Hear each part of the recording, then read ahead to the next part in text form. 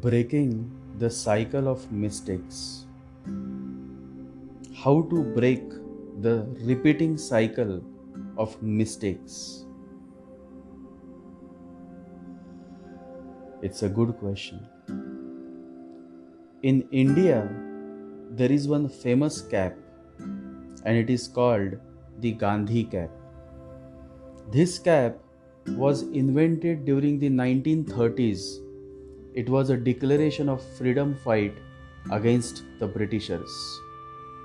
And since it was introduced during the non-violence movement initiated by Mahatma Gandhi, the cap was called Gandhi cap. And a Gandhi cap is always white in color. The white color is its trademark. Mahatma Gandhi rarely donned this Gandhi cap. You may hardly find a photo of the Mahatma wearing the Gandhi cap. But still, the cap became a brand of the Indian freedom fight. It became a very popular cap amongst the followers of Mahatma Gandhi. A Gandhian cap is the easiest cap to make. Within few minutes, you can tailor make a Gandhi cap. When there are no elections or anti-establishment movements, you can use the cap to carry some fresh vegetables in it, or some medicines in it, or just anything under the sky. It is a multi-purpose cap. You can use it as a cap during elections, and then you can use the same cap as a safe wallet during spare time. And it became a very popular cap in India, so much so that for every election, people would buy these caps and don it on their heads so that they too become a Gandhi. And these Gandhi caps were sold mostly during the election times in India. When there is an election, everybody is a Gandhian. Once the election is over, people forget all about Gandhi. So Gandhi caps were in great demand, and an old man was doing great business. He was rushing from one town to another selling Gandhian caps.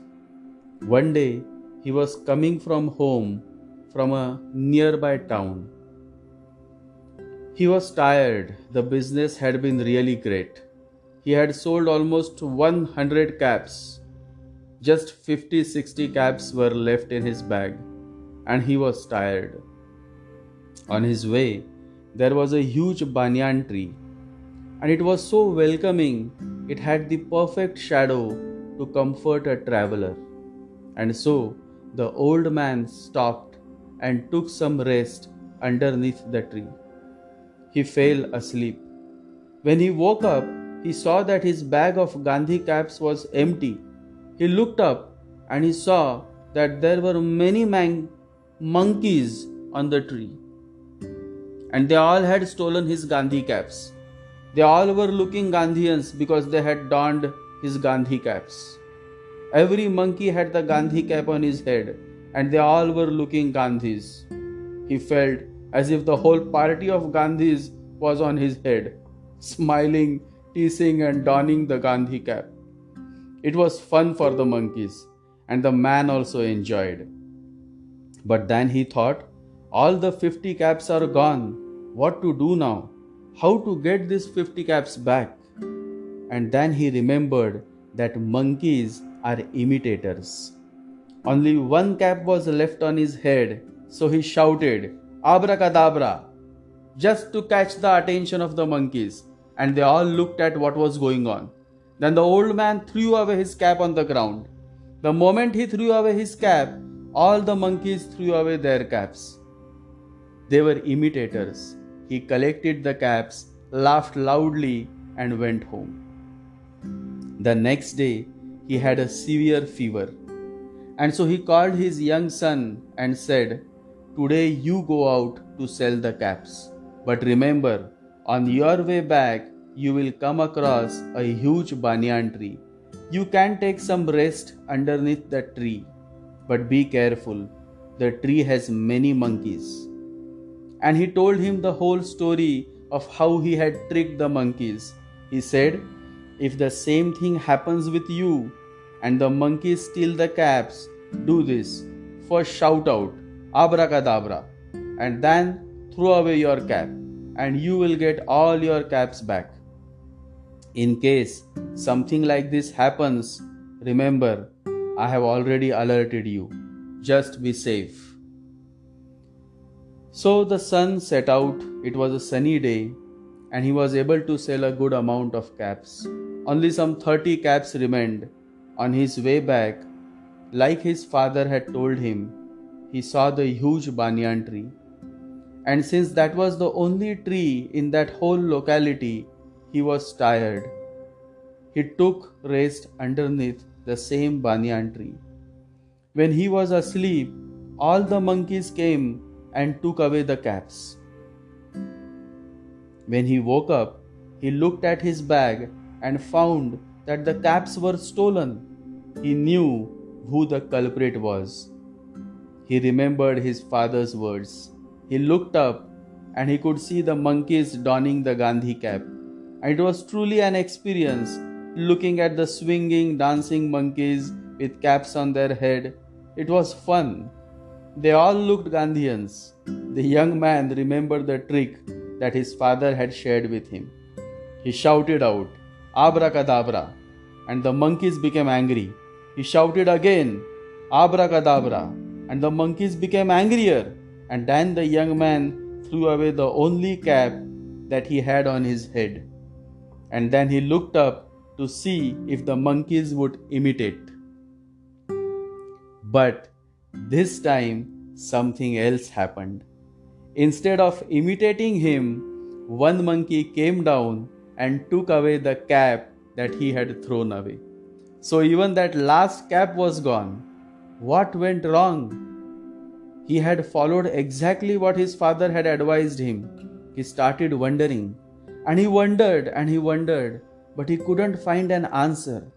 What was the secret? The secret was that, like his father, the monkeys were also alarmed by their fathers. They were advised against repeating the mistake of imitating and thereby losing the Gandhi caps. Man is slow to learn than the monkeys. And who would disagree with this fact, especially after listening to this wonderful and insightful story?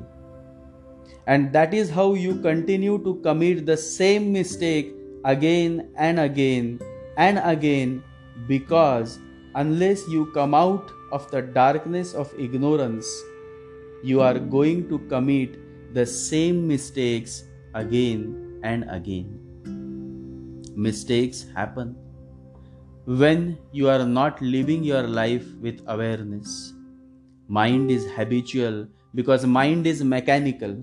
Whatever you feed the mind, whatever you train the mind operates like a robot. Being unaware is like driving the mind in total darkness. And so mistakes are bound to happen again and again. Life repeats itself mindlessly unless you become mindful. It will go on repeating like a wheel. Committing a mistake is not a crime, but committing the same mistake again and again is a clear indication that you are totally ignorant, so much so that you haven't learned anything from the mistakes you have committed so far. But how does learning happens? Learning happens only through awareness, self-awareness. Self-awareness gives you the capacity to learn from your mistakes as well as your successes. It enables you to keep growing. The monkeys committed a mistake of imitating the old man, and in that they lost what they had gained.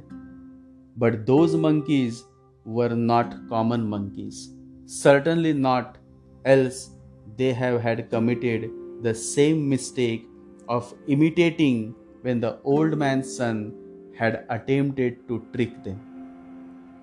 These monkeys were wise monkeys. Wise people commit mistakes, and idiots also commit mistakes. The difference is the wise never commit the mistake twice, and that's the only difference. Why people make mistakes? Because they don't learn from their first mistake, then they do the second mistake, then the third mistake, the fourth, the fifth, the sixth, and that is how, until the web of ignorance is not broken, until people don't become self aware, until there is no awareness, people go on repeating the same mistakes again and again, repeating them their whole lives. They move in a circle, and that is what in Hindu religion this material world is called sansar. Sansar means the wheel. You simply repeat the same mistake again and again and again. Situations may differ, but the pattern of your mistake remains the same, of the same quality. There was a young prince, and he had heard a lot about the divine master Mahavira, the teacher of Jainism. I personally love Mahavira, a great saint. And so the young prince renounced everything and set out in search of Mahavira. After a very long, tiring journey, one day he found the Mahavira in a dense forest. There were many flies, thorns, and trees, and wild animals were roaming around. Still, Mahavira was found in peace, seated under a huge tree. His aura, his smile, his lingering fragrance, the prince couldn't control himself. He started crying. He touched the feet of the master and said, "I would now never leave you. I will be your shadow. Please accept me. Please do not tell me to go back. I have renounced everything." Mahavira smiled. He looked into his eyes and said, "You can stay." The prince's joy knew no bounds. He was very happy, but he was not aware of what was to come. That night, out of his love for the master, he somehow tolerated the extremely difficult conditions of the forest. The whole night he wasn't able to sleep. Flies, mosquitoes, the terrifying sounds of the wild animals, it was unbearable. After all, he was a prince. He had spent his life in luxury, so many luxuries, and now still he didn't mind. He knew he had renounced everything. The second night, things became worse. In that dense forest, it started raining. Now it was unbearable. The rainwater had started flowing in that small hut in which he was staying. He couldn't control. He decided to leave. And that moment, the Mahavira came. He smiled and then said, "Sit down." And Mahavira touched his forehead. Just a soft touch, and then the master left.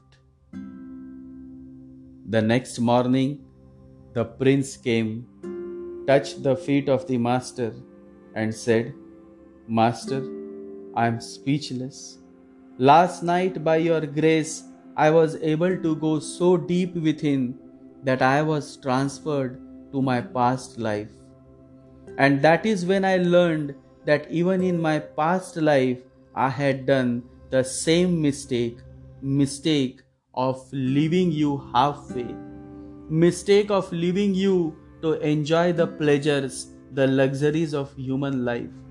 And Master, oh Master, last night also I was about to do the same mistake again, but it was your deep compassion that you came, and by your divine touch you made me self realize the mistake that I have been committing again and again, almost every life that I have been through. This is how the wheel is, the sansar is. Like the prince, we go on committing the same mistake again and again and again until one fine day, by the grace of the Divine Master, we awaken, we arise, and we change the course of our life by breaking the cycle of mistakes. The wise monkeys committed a mistake of imitating, but they were wise enough to break the cycle of their mistakes, the repeating pattern of their mistakes. And here, the word pattern is very significant. Very significant. Because in every life, the pattern of our mistakes remains the same until one fine day, like the wise monkeys, we break this pattern and liberate ourselves. And that is what moksha is. Moksha is not something that you gain after death. It is very much that you gain within this human life, in this human form, and that is how human birth is of such significance. That only if you are aware that you could realize the significance of human birth. It is in this human birth that the Buddha was liberated. Jesus was liberated. It is this human birth in which you too could liberate yourself, because the liberation of the soul or moksha is possible only through human birth, only through this human form. It is through this human body, through this human form, that you have to liberate yourself. Nobody can liberate you, only truth can liberate you, and the truth has to be seen by you. The truth has been experienced, should be experienced by you. To realize the self, to realize the eternal truth, you have to break the repeating pattern of mistakes. And to do it, you have to set out on the journey of realizing your true self. And to realize your true self, you have to dive within. You have to turn inwards. You have to stop thinking and start meditating. The journey is long, but every journey begins with a single step. You take one step towards the truth, and the truth will take 1,000 steps towards you. God is truth. Embark on your journey towards God consciousness. God is so kind that if you take one single step towards God, God will take 1,000 steps towards you. That is how deep His love is. He is waiting for you. He has always been waiting for you. To break the cycle of mistakes, to break this unending wheel of mistakes, to break and liberate yourself from this sansar, all religious texts under this sky have shared the secret with you. And the secret is surrender yourself to God. Surrender in totality instead of you driving your sansar or life. Surrender to Him and let Him drive your life, and then you will see miracles happening. Miracles that would transform you inside out.